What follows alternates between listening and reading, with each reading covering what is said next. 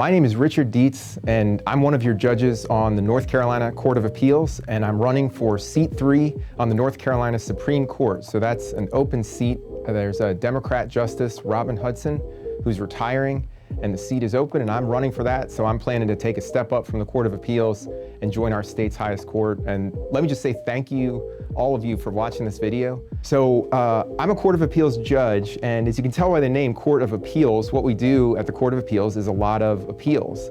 And it was actually appeals that I did for my entire career as a lawyer. So I started out and I clerked for 2 federal judges, including one on the federal appeals court for this area of the country called the 4th Circuit, for a very well-known conservative judge named Emery Widener, who's a fantastic judge to work for. But even when I was there, and this was 20 years ago, he was fairly old, so this will give you an idea of how long he'd been on the court. He was nominated by President Nixon to join the 4th Circuit, so it's been a while, but he knew a lot about the law and taught me a lot. And then I spent some time in DC, so my wife worked for President George W. Bush, and so we were in Washington, D.C. for a while. I was at one of those really big law firms doing appellate work up there, so handling a lot of cases everywhere from appeals courts in the states all across the nation, all the way up to the U.S. Supreme Court.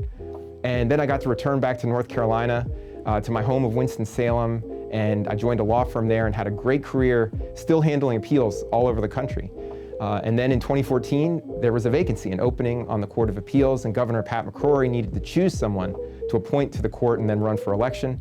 And I was lucky enough to get that spot, and it's been the dream job for me. The only thing I can imagine, as someone who spent my entire career in appeals, that would be better than being a Court of Appeals judge, is being a Supreme Court justice, and I think you all are going to help me make that dream come true in November.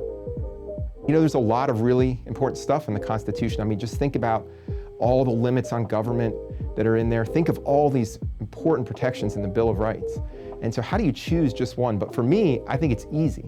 The most important part of the Constitution, it's the first 3 words. It's literally the big words. It's we the people. I mean, this was the genius idea that we had in America, because there've been other constitutions, there've been other democracies, but what we did first in America is says, nobody's gonna show up and hand these rights to us. We the people will get together and create them. So when I'm interpreting the Constitution, I think the most important question is, what did we the people create as this right? And so I look to that, what we the people wanted to put in the Constitution. I think there's too many judges today who do something else, which is to ask themselves, you know, I'm sort of king of the world as this judge, I can make the rules. What do I think our rights should be? And that undermines we the people. It's not we the judges, it's we the people.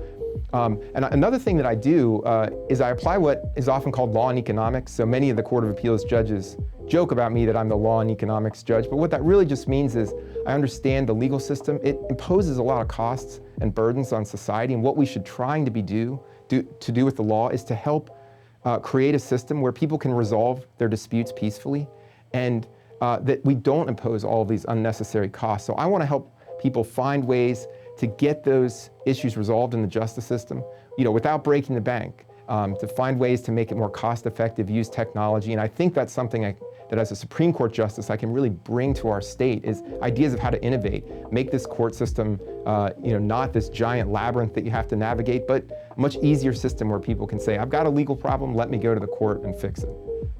The one thing about having been an appellate lawyer is there's kind of a Super Bowl of courts, and that's the U.S. Supreme Court. And so kind of the highlight of my career, and one of the most amazing experiences I ever had, was arguing in the U.S. Supreme Court. And in fact, my law clerk, so hanging on my wall in my chambers, I have the courtroom sketches. One of them's the original, and then I have another sketch that's a print one of the sketch artists did of me arguing in the U.S. Supreme Court. And then I also have framed, when you argue at the U.S. Supreme Court, they give you a quill pen. So it kind of looks like a feather, a white feather, but it's a quill pen. And I framed that with kind of the little documents from the argument. And my law clerks joke, they call it the humble bragging wall, because sometimes people will come to visit in my office and they'll look at that and say, oh, these are neat pictures, what are these? And I can say, oh, you know, no big deal, just me arguing in the U.S. Supreme Court, right? But it really was the most amazing experience I've had in my legal career, definitely one of the highlights of my life. And it was an amazing case. It was a case about gun owner rights, and I learned so much about kind of what goes on when you have one of these really high-profile cases, and so I'm sort of standing there at the podium defending the rights of gun owners in this historic courtroom, and it's just hard to imagine a more amazing experience. So the last thing I want to say before I go is, I said at the beginning of this video, and if you made it all the way to the end, thank you so much for watching, and get out and tell your friends about me. But one of the things you're supposed to do as a judge when you're telling people to spread the word is have kind of a catchphrase or a slogan. So everybody kind of remembers Chief Justice Newby, because he had the best one ever. Everyone would walk around and say, "Scooby-Dooby, vote for Newby," right? And you could never forget. So the Chief Justice and other people said, "Hey, you need a campaign slogan." And I've always said, "Well, I want one, but nothing rhymes with Dietz. What can I do?" So credit to Republicans up in the mountains, because one day, this was last year sometime, I'm up there, I'm talking to a group, guy comes up to me, hands me a piece of paper when I said, I don't really have a slogan, and I said, "What about this?" And I looked at it, and I read it, and I said, "You got it." And so here we go, campaign slogan. You need to tell your friends, when they go to vote in November, get on your feet and vote for Judge Dietz. There you go. Thanks everybody for watching.